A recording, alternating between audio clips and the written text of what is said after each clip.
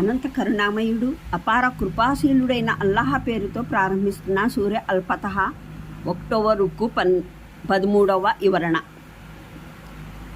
ఇక్కడ ఈ విషయాన్ని పునరుక్తం చేయడంలో మరో ఉద్దేశం ఉంది. 4వ ఆయట్లో దాన్ని ప్రస్తావించడంలో గల ఉద్దేశం తిరస్కారులను ఎదిరించి పోరాడే పని అల్లాహ్ తన సహజాతీతమైన సేనల చేత కాక విశ్వాసుల చేత చేయించడానికి కారణం ఆయన వారిని అనుగ్రహాలతో సత్కరించాలని అనుకోవడం. ఇక్కడ ఆ విషయాన్ని మళ్ళీ ప్రస్తావించడానికి కారణం పరమప్రభు ఎవరినైనా శిక్షించదలిస్తే వారిని అణగదొక్కడానికి తన అగణ్య సేనల నుండి దేనినైనా వినియోగించుకోగలడు. తమ ఉపాయాలతో ఈ శిక్షను దాటవేయగల శక్తి ఎవ్వరిలోనూ లేదు అని హెచ్చరించడం అన్నది.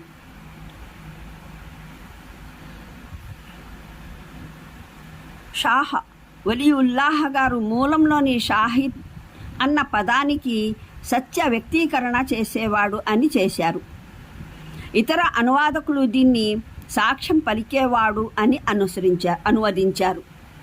ఉర్దూలో షహాదత్ అనే పదం 2 అర్థాలను ఆవరించి ఉంది. తెలుగులో ఈ 2 భావాలను సమీకరించడానికి ప్రయత్నం జరిగింది. వివరాలకు చూడండి ఖురాన్ అవగాహన సంపుటి 6 అల్ అహజా పాదసూచి 82. వివరాలకు చూడండి ఖురాన్ అవగాహన సంపుటి 6 33 అల్ అహజా పాదసూచిక 83.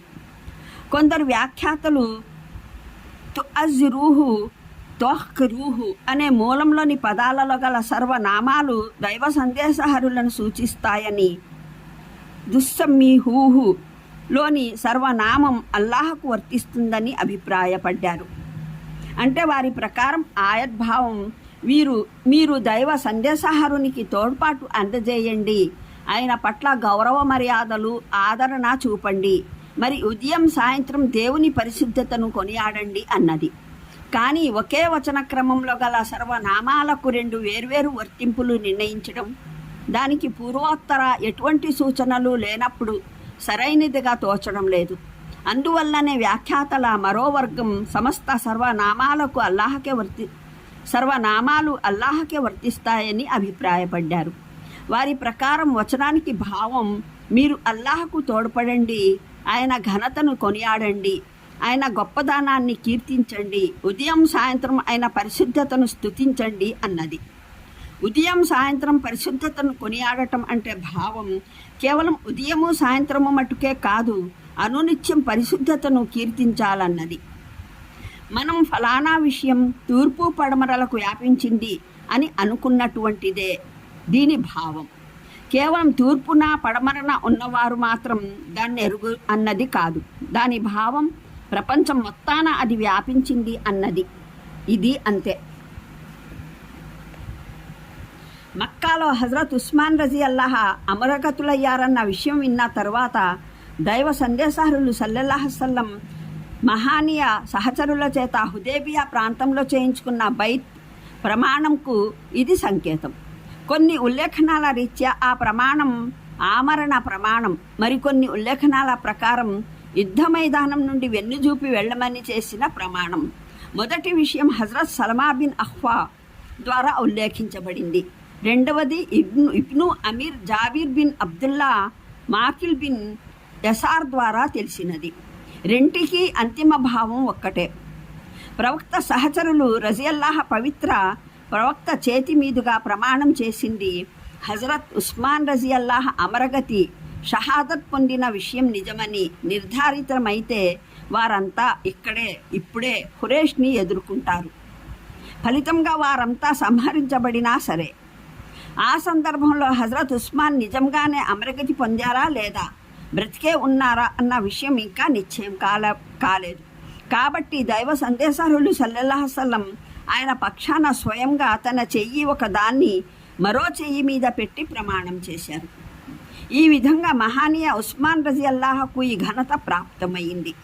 ఆయన సల్లల్లాహు అలైహి వసల్లం తన పవిత్ర హస్తాన్ని హజరత్ ఉస్మాన్ హస్తం స్థానంలో పెట్టి ఆయన్ని ఈ బైట్లో పాలు పంచుకునేలా చేశారు.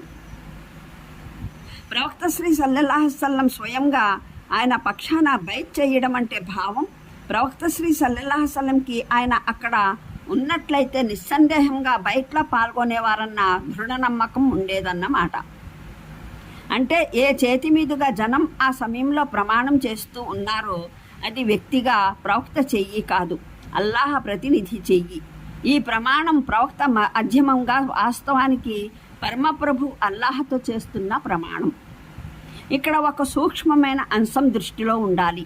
అరబీ భాష నియమానుసారం సాధారణంగా ఇక్కడ అహదా అలైహిల్లాహ్ అన్న పఠనం ఉండాలి.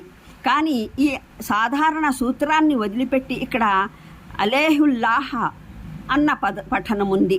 అల్లామా అలూసి ఈ అసాధారణ గుణితానికి 2 కారణాలు చెప్పారు. ఒకటి, ఈ ప్రత్యేక సందర్భంలో ఈ ప్రమాణం ఏ అస్తిత్వంతో పటిష్టం చేయబడుతున్నదో ఆ దేవుని మహానీయత, వైభవ, ప్రతాపం వ్యక్తీకరించడం ఉద్దేశం. కనుక ఇక్కడ అలేహికు బదులు అలేహు అనడమే ఇతోధికంగా సముచితమైనది.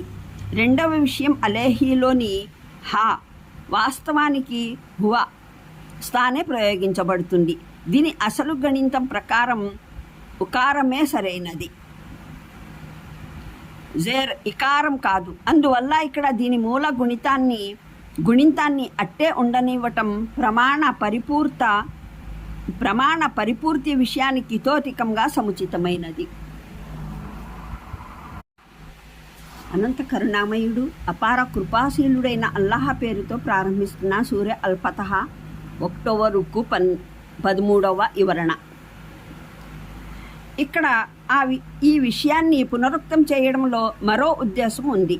4వ ఆయట్లో దాన్ని ప్రస్తావించడంలో గల ఉద్దేశం తిరస్కారులను ఎదిరించి పోరాడే పని అల్లాహ్ తన సహజాతీతమైన సేనల చేత కాక విశ్వాసుల చేత చేయించడానికి కారణం ఆయన వారిని అనుగ్రహాలతో సత్కరించాలని అనుకోవడం.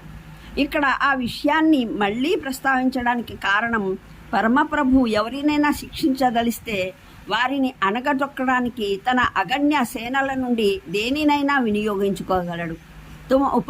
తమ ఉపాయాలతో ఈ శిక్షను దాటవేయగల శక్తి ఎవ్వరిలోనూ లేదు అని హెచ్చరించడం అన్నది.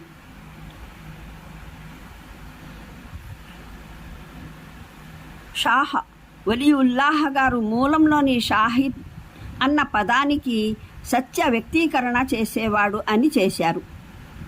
ఇతర అనువాదకులు దీన్ని సాక్ష్యం పలికేవాడు అని అనువదించారు. ఉర్దూలో షహాదత్ అనే పదం 2 అర్థాలను ఆవరించి ఉంది.